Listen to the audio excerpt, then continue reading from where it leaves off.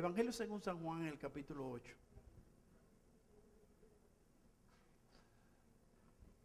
Amén. Gracias, Padre. Hermanos, una de las mayores declaraciones de Cristo y que se ha conocido mundialmente, se produjeron aquí en el Evangelio según San Juan capítulo 8. Fue una de las declaraciones más reflexivas donde muchas personas, creyentes, no creyentes, religiosos, ateos, gentes, gobernantes, y los que han leído la Biblia y los que no han leído la Biblia, han repetido estas declaraciones. Está aquí en Juan capítulo 8. Se ha convertido en un refrán en medio del mundo. Y está aquí en el versículo 7. Tal vez usted lo ha oído. No sé cuántos en algún momento han dicho: el que esté libre de pecado, ¿cómo es? Que tire la primera piedra. Como le decía, millones de personas usan esta frase. Millones de personas hablan de esto. Y está en el versículo 7, dice: y como insistieron en preguntarle, se enderezó y les dijo: el que de vosotros esté sin pecado, sea el primero en arrojar la piedra contra ella. Vamos a orar y vamos a pedirle a Dios que nos hable a través de su palabra. Que nos hable, porque después de esto Cristo hizo una declaración que es en la cual nosotros queremos hoy enfatizar en la palabra de Dios. Padre, gracias te damos en esta preciosa mañana. Señor, gracias por poder venir a tu palabra. Gracias, Señor, porque tu palabra es viva y eficaz. Oh Dios, te doy gracias también por la unción del Espíritu Santo. Oh, gracias, Espíritu Santo, por estar aquí en medio nuestro. Gracias, Espíritu Santo, porque no dependemos de un hombre para que nos enseñe. No dependemos de un predicador, que es un vano y humilde instrumento, sino que dependemos de la unción del Espíritu Santo, de la gracia de Dios, para en este día poder exponer aquellas cosas sobrenaturales que vienen de arriba, tu palabra que es viva y eficaz. Oh Señor, yo te pido que tú en tu gracia edifique los corazones y que tú en tu gracia, Señor, también toque los corazones que no te conocen. Oh Señor, gracias. Te lo pedimos en el nombre de Jesús. Amén y amén. Decíamos, hermanos, que el Señor dio esta tremenda declaración que puso a pensar los corazones. El que de vosotros esté sin pecado, que sea el primero en arrojar la piedra contra ella. ¿Qué fue lo que pasó ahí? Bueno, lo vamos a mencionar en una forma general, no vamos a estudiar esto, este no es nuestro tema, pero sí en una forma de introducción. Aquellos hombres irrumpieron en Jesús mientras él estaba enseñando. La Biblia dice que él estaba reunido todo el pueblo en cierto lugar, en la calle ahí, y él comenzó a enseñarles la palabra de Dios. Y de repente viene un grupo de hombres y le interrumpen y traen una mujer, arrastrando a una mujer, y le dicen: Señor, esta mujer, maestro, esta mujer ha sido sorprendida en el acto mismo del adulterio. Y la ley dice que ella tiene que ser apedrada. ¿Qué tú dices? Y el Señor estaba escribiendo en tierra y no le contestó. Pero la Biblia dice que insistiendo ellos, en el versículo 7 dice: y como insistieron ¿qué tú dices? ¿Qué es lo que tú dices? Entonces dice la palabra que él se enderezó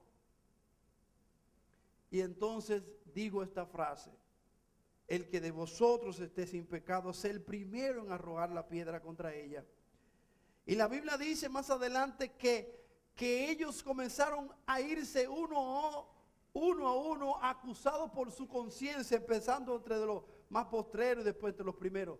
Se fueron alejando de aquel lugar porque sus conciencias lo acusaban a ellos mismos de que ellos no tenían moral, ellos eran pecadores igual que ella para arrojar la piedra contra ella.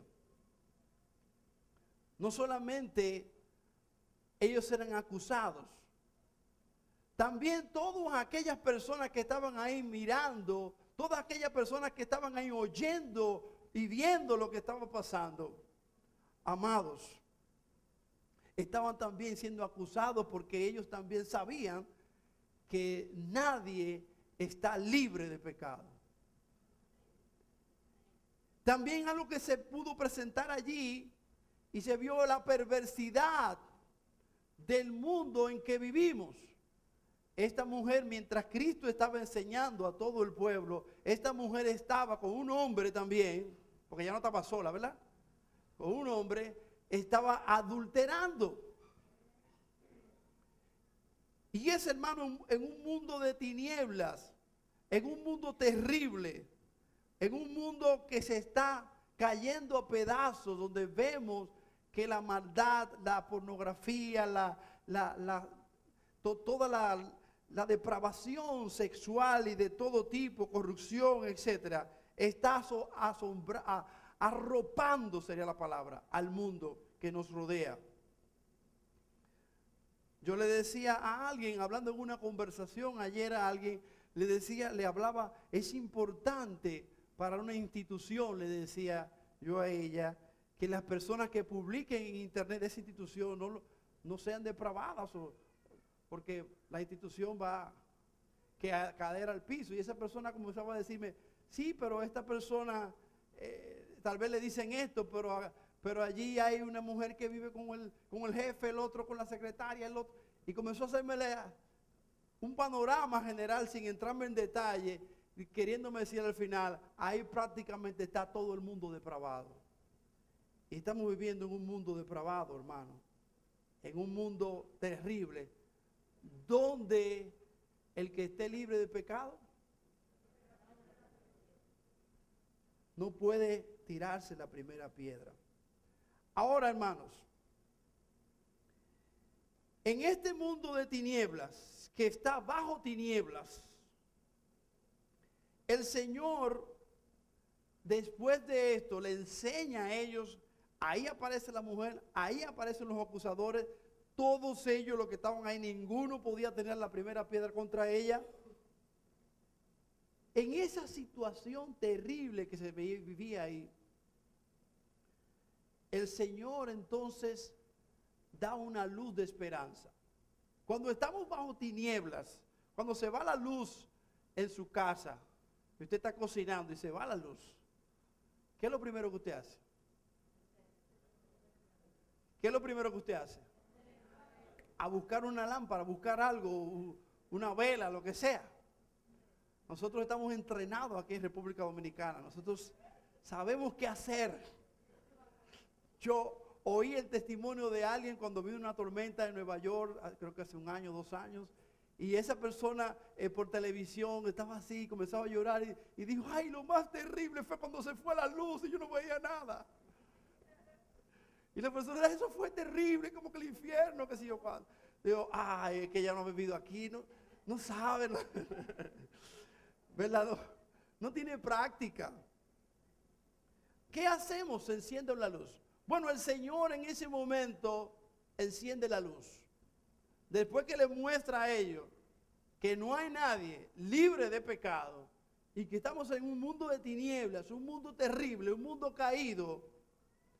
Entonces el versículo 12, después que le dice a ella, nadie te acusa, vete y no peques más.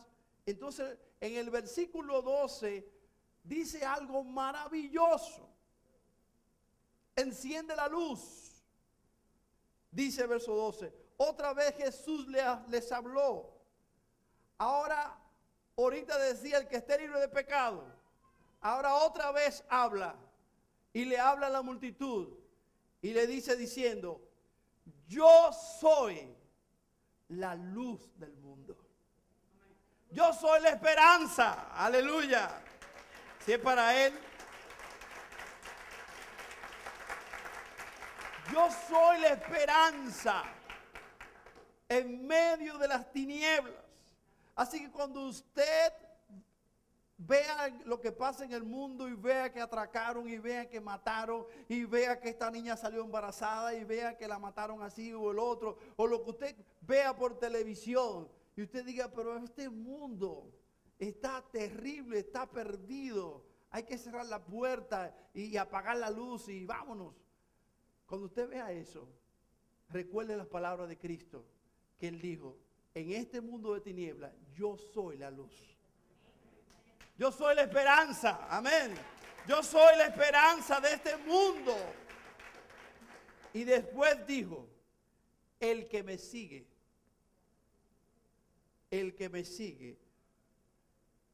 quizás no anda en tinieblas. Tal vez, si él me sigue, hay probabilidad de que no ande en tinieblas. ¿Cómo dice la palabra de Dios? No andará. Esto es categórico. Esto es absoluto. Esto es real porque yo mismo lo he vivido y muchos de ustedes también lo han vivido. El que le sigue, el que me sigue, no andará en tinieblas. Amén. Sino que tendrá la luz de la vida. Oh amados, el que me sigue no va a andar en tinieblas.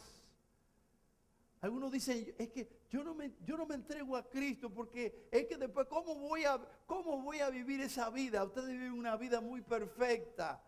Yo quiero decirte, no eres tú, es Él en ti. El que me sigue realmente no andará en tinieblas. Las tinieblas son echadas fuera cuando Cristo viene al corazón. Él mismo dijo en el versículo en Juan 12:46, solamente se lo leo. Yo la luz he venido al mundo para que todo aquel que cree en mí no permanezca en tinieblas. El que me sigue verdaderamente no va a permanecer en tinieblas.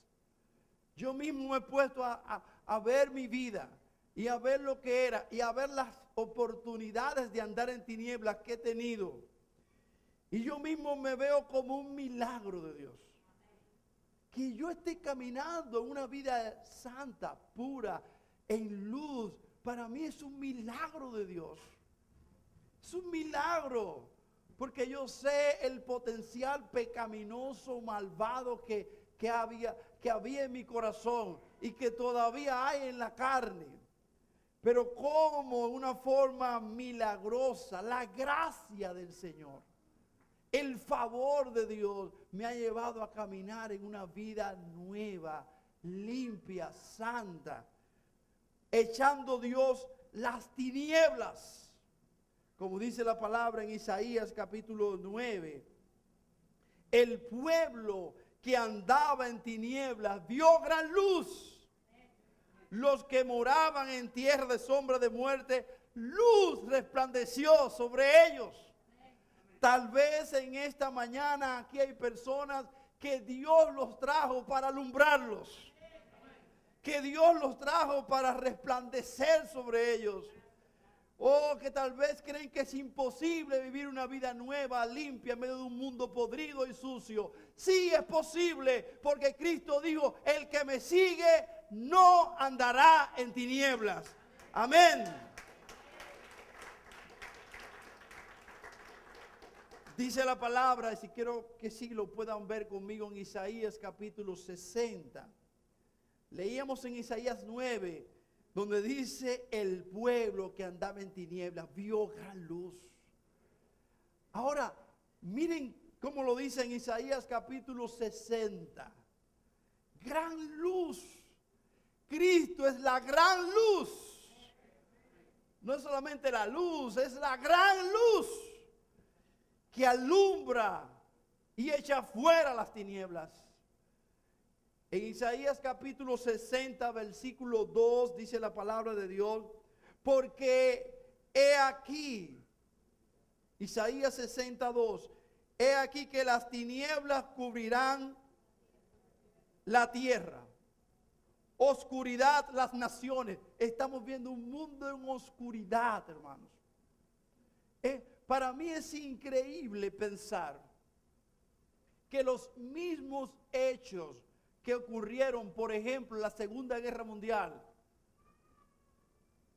y en la Primera Guerra Mundial, piensen Hitler y todas aquellas cosas que uno los ve en películas, los ve en la historia, y uno dice, pero ¿dónde estaba el mundo que permitió todo esto? Quiero decirle que eso mismo está pasando ahora. Millones de desplazados. Como el hombre, amados, en una misma nación no se pone de acuerdo y prefiere destruir su propia nación por no ponerse de acuerdo, por querer él gobernar y no dejar gobernar al otro. Y usted ve a Siria destruida, y usted ve, es algo terrible, Irak y todas estas zonas. Pero no solamente en eso, en África, aquí, raptando casi 300 niñas y llevándosela a un grupo y vendiéndola y violándola, y el mundo entero lo sabe.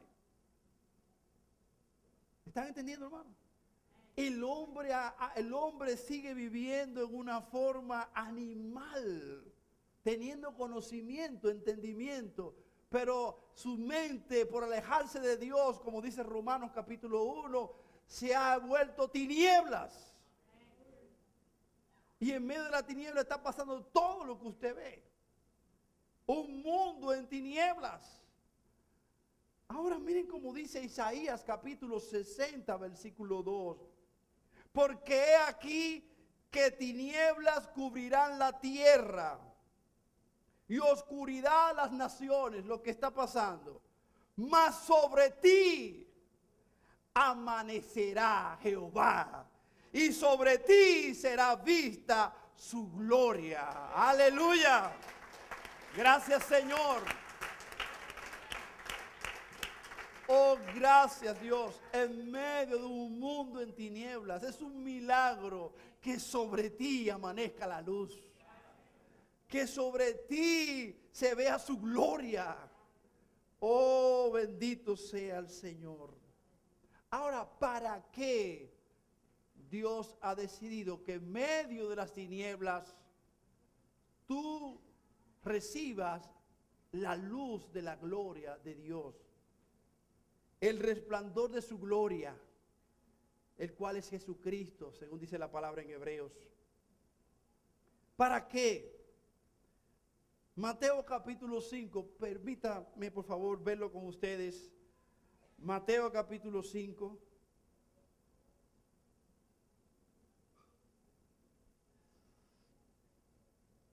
Hace un tiempo, bueno, hace varios años, más de 20 años creo.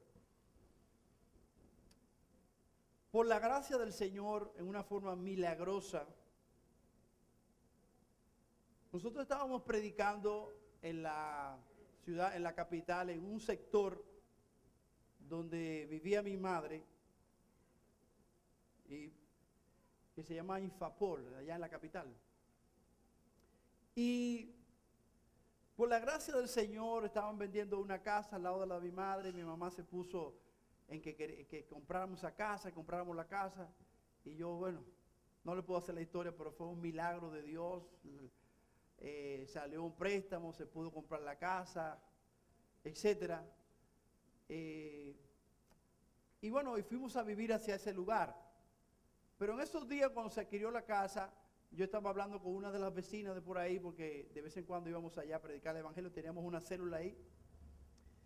Y cuando yo le dije a la vecina, que era una persona inconversa, no conocía a Cristo, que nos íbamos a mudar para allá, mi esposa y yo, creo que estaba Melody y todavía no estaba Melissa, solamente estaba Melody. Y ella me dijo algo que se me quedó grabado aquí. Ella me dijo, se va a mudar para acá. Ay, qué bueno, me dijo. Qué bueno. Es una luz para este barrio, para este ensanche, perdón. Un ensanche de casas individuales así, muy bonito. Es una luz para este ensanche, para este lugar. Yo no sé si ella entendía todo lo que me estaba diciendo, pero yo sí lo oí de parte de Dios. Una persona que no conoce a Cristo te dice a ti, ay, qué bueno que usted viene a vivir para acá, eso es una luz para este lugar. Y al final fue así, no sé si alumbramos tanto, pero por lo menos hay varias vidas que sirven a Cristo hoy en día que fueron salvadas ahí. Pero esto me recuerda el punto principal de lo que queremos tratar en este día, en el versículo 14 de Mateo capítulo 5. Hemos visto en primer lugar, que Cristo dijo que Él era la luz del mundo y que los que le siguieran a Él no andarían en tinieblas. Ahora, luego Cristo enseñó varias veces y de varias maneras esto que dice en el versículo 14.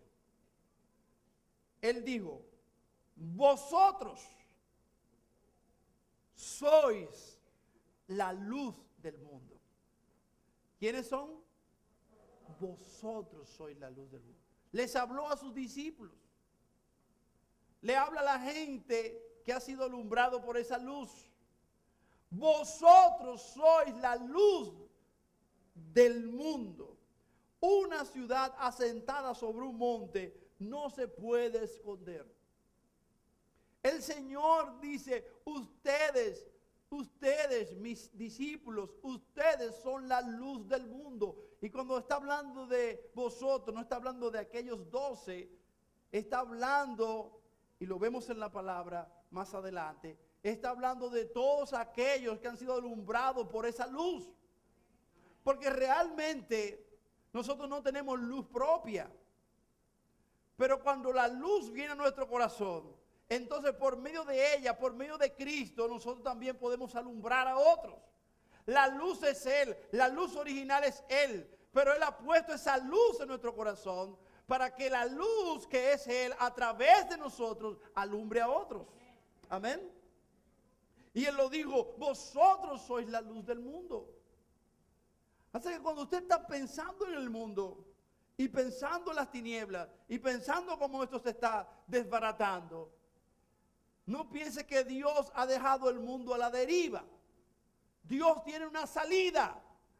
Dios tiene una esperanza para este mundo. Dios tiene una solución para la gente de este mundo. Y la solución es la luz. Ahora la solución Él ha entregado en esos hijos de luz. Él ha entregado a nosotros para que por medio de Él traigamos solución a este mundo. Ahora, si usted tiene una medicina, alguien está tosiendo, con una gripe está tosiendo, usted tiene la medicina aquí. Usted se va a poner a mirar y decirle, oye, pero este muchacho sí tose, date en el pecho, mi hijo, agárrate la boca, y usted con la medicina aquí. ¿Qué puede pensar otra gente que lo está mirando usted con la medicina a la mano? Lo que puede decir, pero dale la medicina, tú eres que la tiene. No critica al que está tosiendo. Dale la medicina tú. ¿O no sería así, amados? Eso pasa con nosotros y este mundo que nos rodea. Nosotros tenemos la medicina. Nosotros tenemos la única medicina. Nosotros tenemos la única salida, la única esperanza, amados. El llamado que Dios nos hace es a dar esa luz que ya tenemos. El mundo, amados, que nos rodea espiritualmente depende de nosotros en Cristo. Siempre hago el énfasis en Cristo, para que no vaya a creerse que es en uno. Es en Cristo y es por medio de Él. El mundo depende de nosotros. Ahí mismo en Mateo capítulo 5, que estamos leyendo el verso 14, vosotros sois la luz del mundo. Y el Señor sigue diciendo en el versículo 15, ni se enciende una luz y se pone debajo del almud, sino sobre el candelero y alumbra a todos los que están en casa. Hermano, ¿y qué es eso el almud? El almud era una vasija. Muchas veces era de diferentes formas, puede ser cuadrada, de diferentes formas. Y él decía, usted no va a coger una vela y la va a encender y luego arriba de la vela le va a poner una caja. Por eso que dice, no se pone debajo del almud, era como una caja, una vasija. Diferentes formas tenía. No se pone, sino que se pone arriba en el candelero. O sea, Dios te ha encendido no para que uno se le ponga una caja arriba. Amén. Marcos, amén.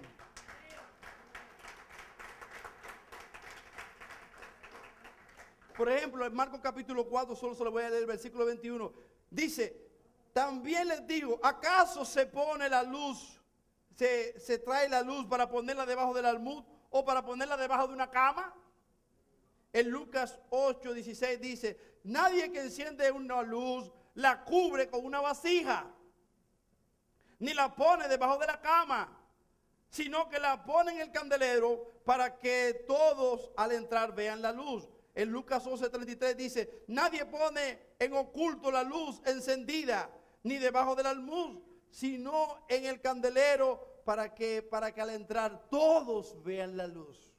Dios no quiere que la luz esté escondida, no quiere que la luz esté tapada, sino que la luz alumbre. Es el llamado que Dios nos hace. En Hechos, si quiero que me acompañen por favor, a Hechos capítulo 26. Este es un ejemplo de una luz que fue encendida. Este hombre estaba en tinieblas, Hechos 26. Estaba en tinieblas y el Señor se le aparece. El Señor le hace un llamado. Hay un impacto de Dios a su vida. Un hombre que perseguía a la iglesia, el apóstol Pablo. Y el Señor como una luz se le aparece, cae a tierra y después le dice, ¿quién eres, Señor? Le dice, yo soy Jesús a quien tú persigues. Y le da instrucciones. En el versículo 16, él estaba delante de un rey hablándole. Dice, Hechos 26, 16. Pero levántate y ponte sobre tus pies, porque para esto he aparecido a ti, para ponerte por ministro y testigo de las cosas que has visto y en aquellas que me apareceré a ti. Yo te he aparecido con un propósito, para ponerte por ministro y testigo. Dios nos ha aparecido para que nosotros tengamos un propósito de vida. Hechos capítulo 26, versículo 17. Hechos 26, 17 dice, librándote de tu pueblo y de los gentiles a quienes ahora te envío. Verso 18. Yo te envío. ¿Quién te envía? ¿Una iglesia? ¿Un grupo religioso? Hay gente que anda por ahí predicando y lo envía el grupo religioso. Pero a los que han venido a la luz los envía. Y Él que es la luz nos envía a impartir esa luz. Verso 18. Para que abra sus ojos, para que se conviertan de las tinieblas a la luz y de la potestad de Satanás a Dios, para que reciban por la fe que es en mí, que dice, perdón de pecados y herencia entre los santificados. Dios nos envía para que la gente se convierta de las tinieblas a la luz. Es el mayor llamado, es la mejor profesión, es el mejor propósito por el cual un hombre o una mujer puede vivir. Es la mayor profesión, salvar las almas, sacarlos de las tinieblas y llevarlos a la luz por medio de la exposición del santo evangelio. Bendito sea el Señor. Y en el versículo 23, ahí mismo, hablando de la esperanza del evangelio, él mismo dice que el Cristo habría de padecer y ser el primero de la resurrección de los muertos para anunciar luz al pueblo y a los gentiles. O sea, tú y yo estamos puestos para hablar de Cristo, y hablando de Cristo estamos anunciando luz. Amén. Tú eres puesto para anunciar luz. Amén. Tú eres puesto para anunciar luz. Se lo puede decir al que está a tu lado, amado, tú has sido puesto para anunciar luz. Si es creyente, claro.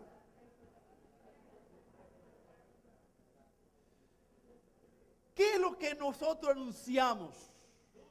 Luz. La luz y luz para el mundo. Miren cómo lo dice el Salmo 145. Porque lo primero que anunciamos es a Él. Hablando de Él. Hablando de Cristo. De Él. Dice aquí el Salmo 145. Dice versículo 6. Salmo 145, versículo 6. Del poder de tus hechos, ¿cómo dice? Estupendos.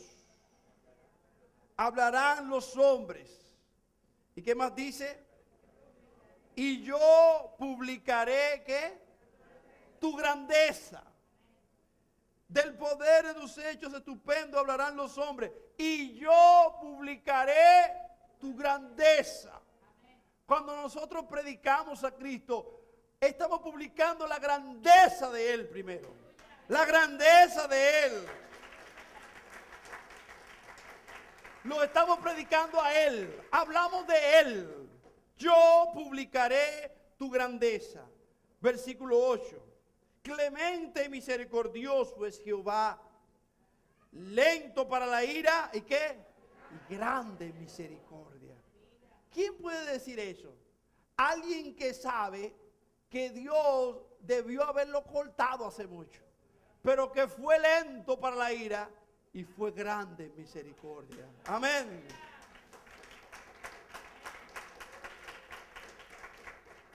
Por eso que el evangelismo, el hablar de Cristo, la proclamación del evangelio, tiene que ser alguien que lo ha vivido. Alguien que lo ha experimentado. Alguien que sabe que Dios ha tenido misericordia de él. Alguien que sabe que si no es por su bondad, estuviera ahora mismo perdido totalmente. Oh, amados. Como le dijo el Señor a aquel hombre que había libertado en Marcos, vete a tu casa, a los tuyos, y cuéntales cuán grandes cosas el Señor ha hecho contigo y cómo ha tenido de ti misericordia. Marcos 5:19. Ve, cuéntales. Todos tenemos una historia, lo que hemos conocido verdaderamente a Cristo. La historia del perdón de Dios. La historia de la misericordia de Dios. Y este hombre quería seguir a Cristo y Cristo le dijo, no, espérate, vete a los tuyos, vete a tu casa y cuéntales cuán grandes cosas ha hecho el Señor contigo. Nosotros no le vamos a hablar hemos encontrado una religión muy buena. Allí hay una iglesia muy buena. Hay unos hermanos muy buenos, aunque todo eso sea verdad. Y me siento más bien ahí en esa iglesia. Eso no es predicar el evangelio. Y me gusta mucho una célula que hacen. Eso no es predicar el evangelio. Ven, te invito allá, ven, vamos para la iglesia. Eso no es predicar el evangelio. El evangelio es ir y contarle sobre la gloria y la misericordia de Dios para con nosotros. Es hablarle de Él y cómo Él ha hecho un milagro en nosotros, cómo Él ha operado en nosotros, cómo Él ha sido grande para con nosotros. No es proclamar una iglesia o un grupo, es proclamar a Cristo como el Señor, el Salvador, el misericordioso, el grande en misericordia. Es mostrarlo a Él como la luz, como la medicina, como la esperanza. Cada uno tiene una historia que contar. Cada persona que ha venido a Cristo tiene una historia que contar. La gente se interesa cuando tú comienzas a hablarle de algo real que ha vivido, que has vivido. Se identifica por esto. Ahora, ¿por qué razón? Quiero ver 4 razones rápidamente por las cuales nosotros debemos predicar el Evangelio. Lo primero es para agradar a Dios. Primero de Corintios capítulo 9. Debemos traer la luz. Lo primero lo hacemos para agradar a Dios, porque es un mandato de Dios. Pablo lo veía de esta manera. Primera de Corintios 9, 16.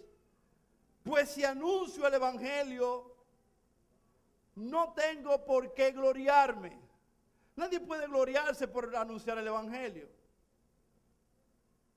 No tengo por qué gloriarme, decía.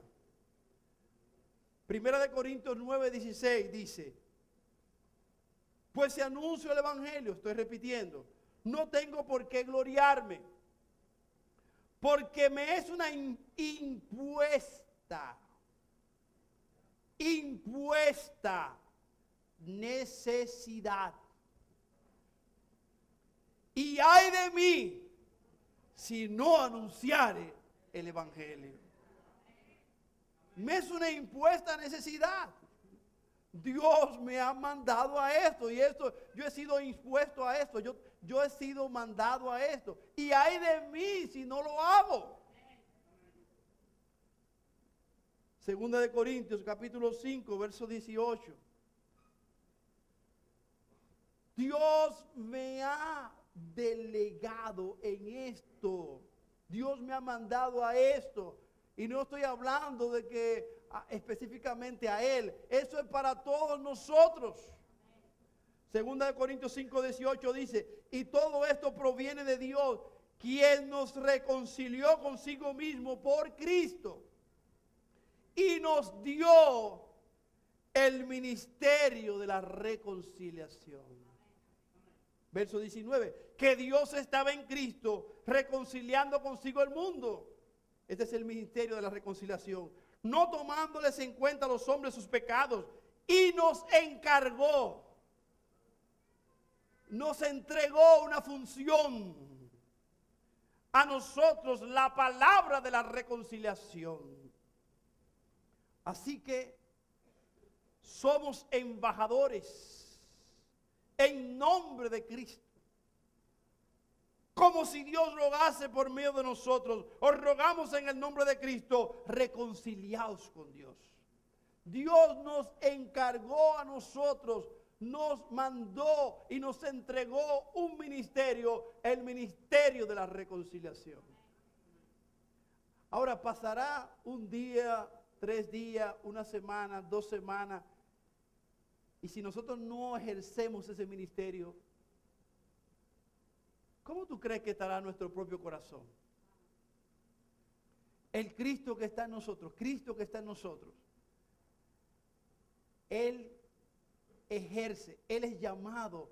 Nosotros como vasijas somos llamados a que Él en nosotros pueda predicarle a otros.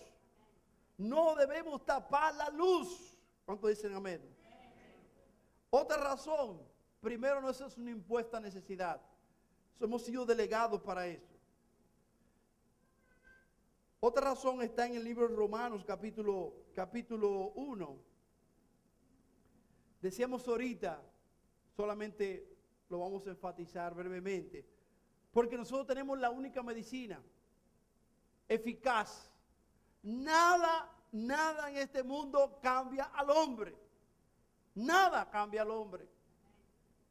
Nada.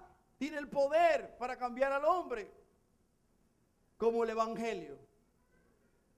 Versículo 15 de Romanos capítulo 1 dice: así que en cuanto a mí, pronto estoy a anunciaros el Evangelio también a vosotros que estáis en Roma.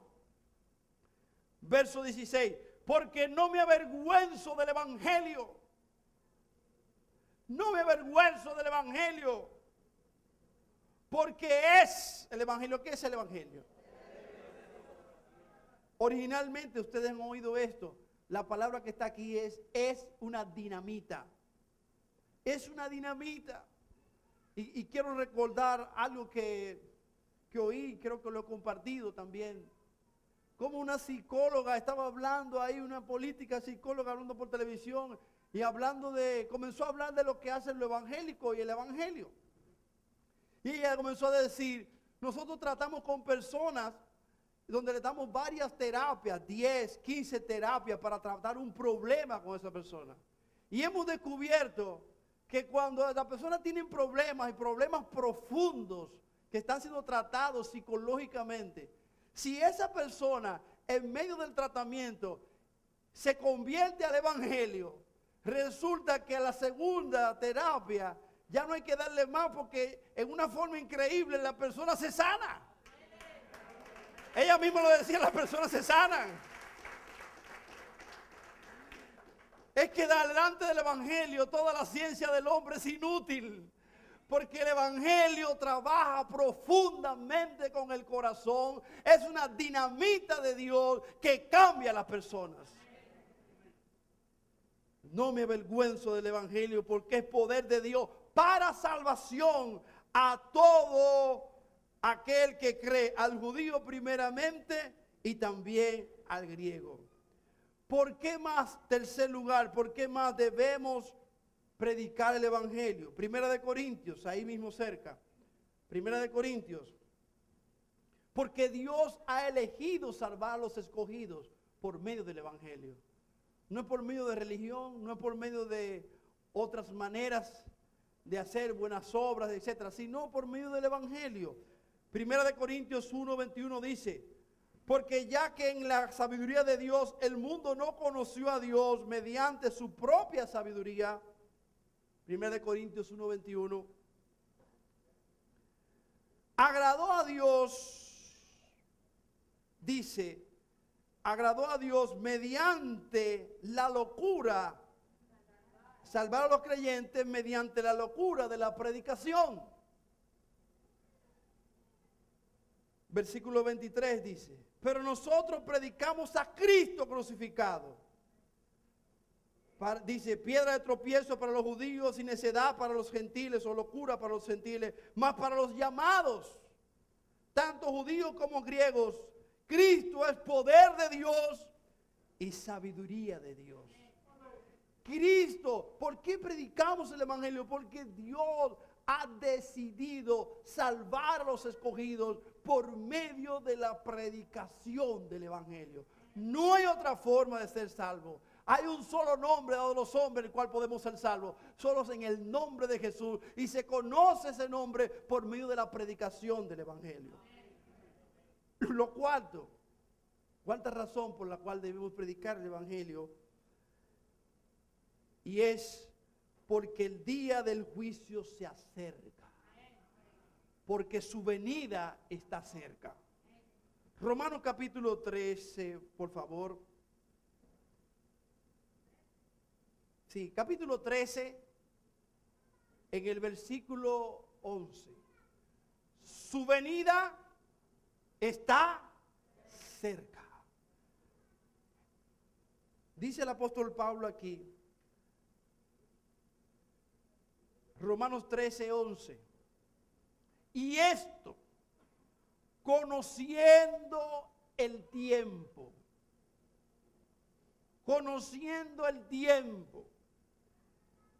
que es ya hora, ¿de qué? De levantarnos del sueño.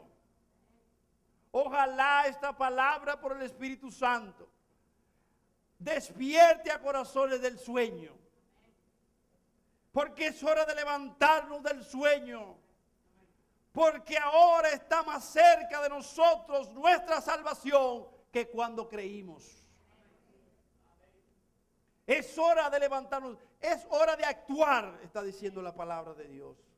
En Juan capítulo 9, si pueden acompañarme, Cristo lo dijo de esta manera. Juan capítulo 9. Este miércoles pasado estábamos estudiando una palabra donde decía el Señor, mi Padre trabaja y yo también trabajo. Mi Padre trabaja y yo también trabajo. Ahora aquí en Juan capítulo 9, versículo 4, dice la palabra de Dios.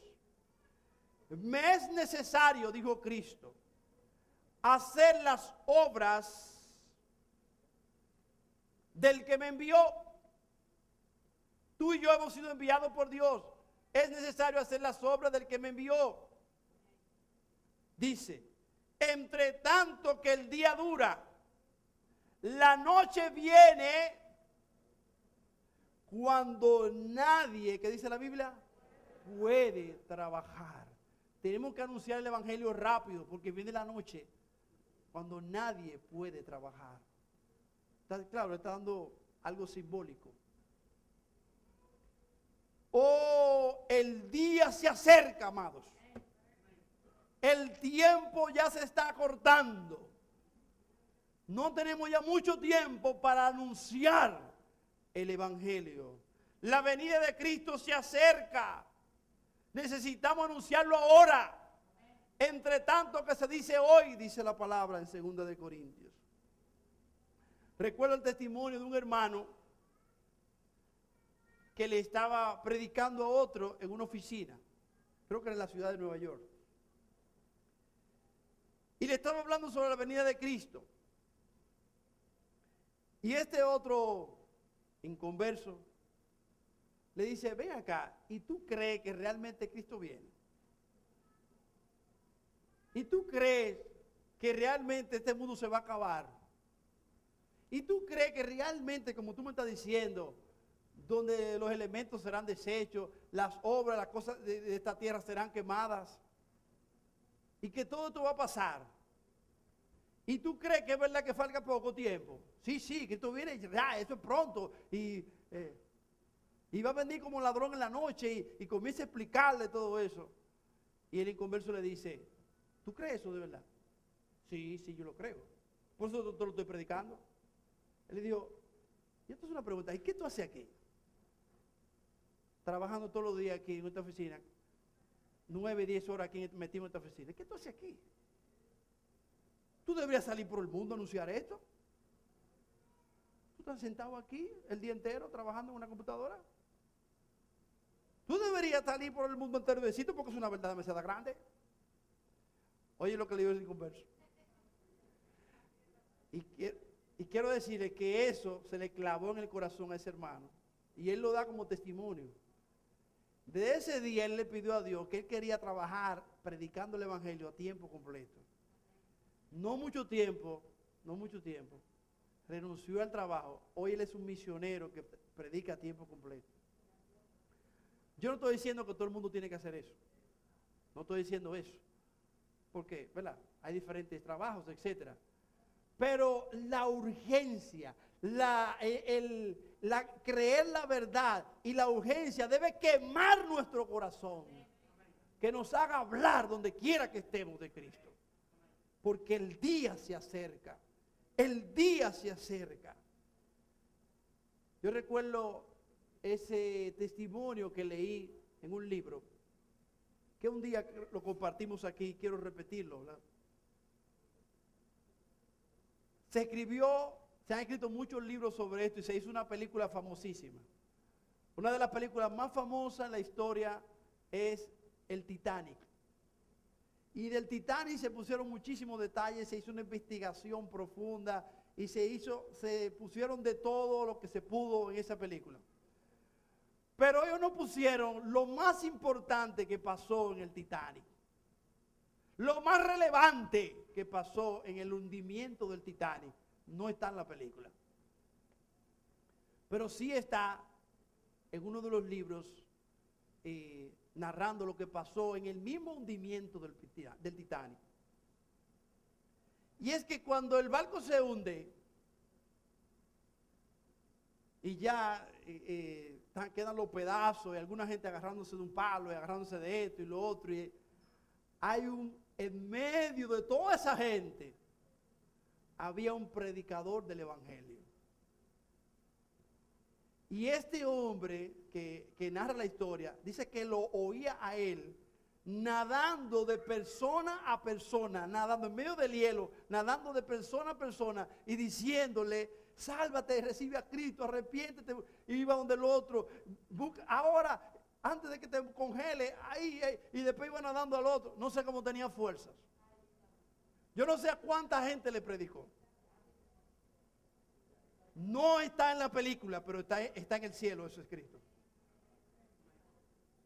No sabemos cuánta gente se salvó ese día. Pero fue algo urgente, con urgencia. Hermanos, yo le quiero decir en esta mañana, este mundo se está hundiendo. No sé si usted oyó lo que yo dije. Este mundo se está hundiendo. Y hay gente ahora mismo que está agarrado de los palos. Y tú y yo somos los que podemos nadar hacia ellos con el mensaje del evangelio. Ojalá que en esta mañana el Señor ponga el fuego en nuestro corazón y te recuerde, se está hundiendo. Se está hundiendo. Tú tienes el mensaje de salvación. Tú tienes ese mensaje de salvación. Que el Señor ponga eso en tu corazón. Quiero ir concluyendo y quiero que vaya conmigo aquí a Mateo capítulo 21. Porque una cosa es la teoría y otra cosa es la práctica.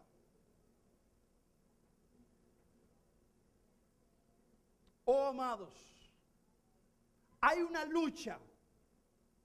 Porque Dios quiere que tú y yo salgamos a predicar el evangelio, pero la carne no quiere. Miren lo que dice la palabra de Dios. Mateo 21, 28. Pero ¿qué os parece? ¿Qué os parece? Dice la palabra. Un hombre tenía 2 hijos. Y acercándose al primero, estos 2 hijos, vamos a ponerlo representando a nosotros, 2 hijos. Eran hijos.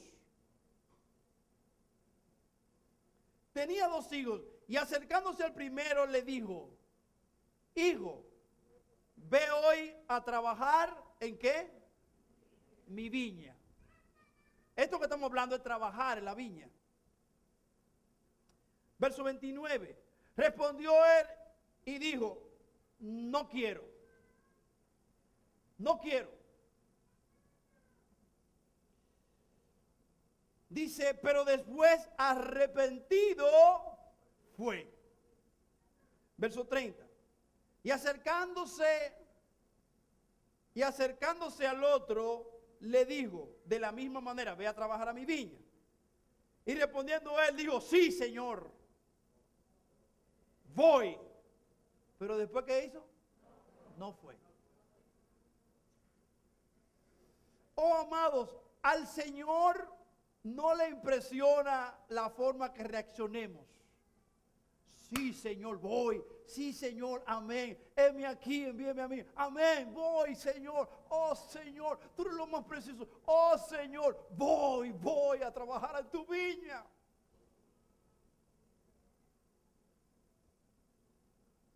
Mira lo que dice el versículo 31. Dios hace esta pregunta: ¿cuál de los 2 hizo la voluntad del Padre? Dijeron ellos: el primero. Y lo dejo hasta ahí. Después otra aplicación, etc. El punto es, amados, no es decir en un momento dado: ay, sí, Señor, esto. No, es responder allá afuera. Es responder en el campo de batalla. Y quiero decir, anunciar el evangelio no es solamente predicar el evangelio, sino anunciar el evangelio también es hacer discípulos.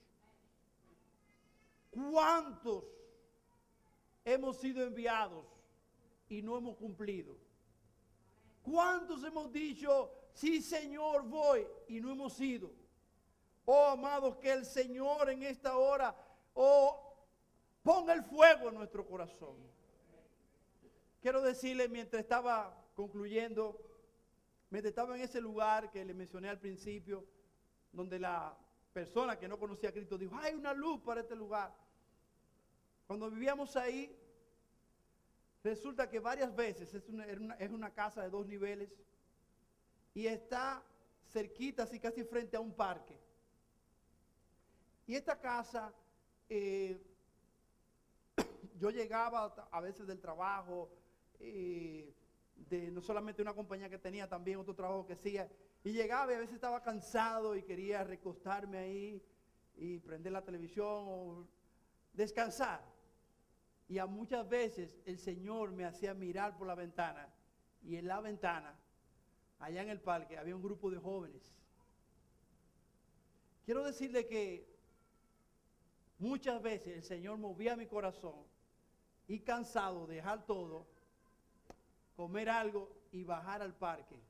De noche, de tardecita, bajar al parque y sentarme con esos jóvenes, hablarles del evangelio. Al punto que un día tomé la guagua prestada de la iglesia y me lo llevé a una campaña. Ese día varios recibieron a Cristo. Luego hice en el patio, construí cementé el patio, hice como un cine, ahí le ponía películas. Y varios de ellos que eran hijos de militares. Uno de ellos, hijo de un político famoso de este país, que ahora mismo está aspirando a la presidencia, vino a los pies de Cristo. Y ahora mismo está en los pies de Cristo. Y yo quiero decirte, pero hubo que pagar un precio. Hay que dejar la pereza y comenzar y dejar todo y irse a dar a la gente. Ser un predicador del evangelio, la palabra es mártir. En griego es mártir. O sea, ser un mártir, alguien que está dispuesto a morir para que otros vivan. La pregunta es, ¿estás tú dispuesto? Leamos un último pasaje, quiero que lo hagamos de pie. Por favor. En el Salmo 126. Salmo 126.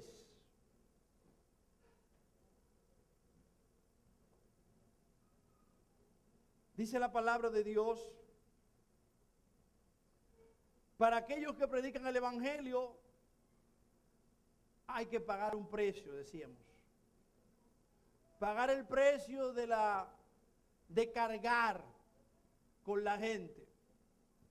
Oh amados, ¿cuántos de nosotros hemos invitado? Y la persona dice, sí, sí. Y cuando lo llamamos, ay hermano, ¿sabe qué? Eso me dijeron esta mañana. Esta mañana me dijo alguien, vamos, ya le había hablado varias veces, ya venían hoy para acá y estoy muy contento, le llamo para buscarle. Y me dice, ¿sabe hermano? Que hacía muchísimo que no llegaba el agua y llegó hoy. Y estoy lavando, me dijo. Oh, pero tú no puedes lavar después de las 11:30. No, es que tengo mucha ropa que tengo que lavar. Una familia completa. Oh, amados. Esa es una de las historias. Tengo cientos de historias. Y uno ora, oh Dios. Oh Dios. Salmo 126, verso 6. Esta es la historia del evangelio. De la proclamación del evangelio. Irán, ¿cómo es? Riendo, muy suave, cantando. No, irán andando y llorando. Andando y llorando. Con carga por las vidas. Con situaciones difíciles. Pagando el precio. Irán andando y llorando. el que lleva, ¿qué es lo que lleva? La preciosa simiente, la preciosa semilla. Oh, lo que tenemos nosotros es precioso. Es precioso. Es precioso, amados. Oh, amados, es precioso. La preciosa semilla. Oh, andando y llorando, el que lleva la preciosa semilla.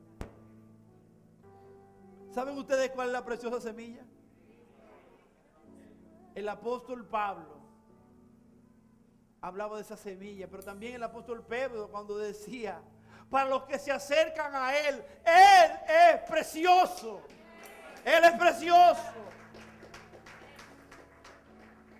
La preciosa semilla. Si tú llevas la preciosa semilla, si tú vas a llevar el evangelio, si tú vas a llevar a Cristo, vas a ser andando y llorando. Vas a ser pagando un precio, andando y llorando.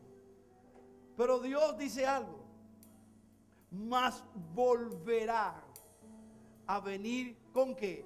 Con regocijo. De lloro se va a cambiar en gozo. De lloro se va a cambiar en alegría. De lloro se va a cambiar en gozo cuando uno comienza a ver los resultados. Cuando uno comienza a ver el fruto de la aflicción de nuestra alma. Así como Cristo fue a la cruz, lloró gotas de sangre, pero Él está mirando ahora el fruto de la aflicción de su alma. Volverá a venir con regocijo, trayendo sus gavillas. De una semilla salió un fruto. De una semilla puesta en la tierra salió un fruto. Amados, andemos y lloremos con la simiente. Luego vendremos con regocijo. Aquí entre nosotros hay muchas vidas que están aquí. Muchas vidas, decenas de vidas que están aquí en esta hora. Que para mí son el gozo. Porque los vi sin Cristo. Les anuncié el evangelio. Los vimos y trabajamos, los líderes y todos trabajamos con ellos. Y hoy los vemos sirviendo al Señor. Vemos el fruto de la aflicción. Vemos el fruto. Así Dios te llama a ti y a mí. A que puedas andar llorando, llevando la preciosa semilla, pero volverás con regocijo. Aleluya. Gracias, Señor. Hay gozo en predicar el evangelio. Hay fruto. Porque el evangelio es poder de Dios. Padre, gracias te damos en esta hora, Señor. Gracias por tu palabra. Gracias, Señor, porque tú eres la luz. Y gracias, Señor, porque esa luz ha venido a nuestro corazón.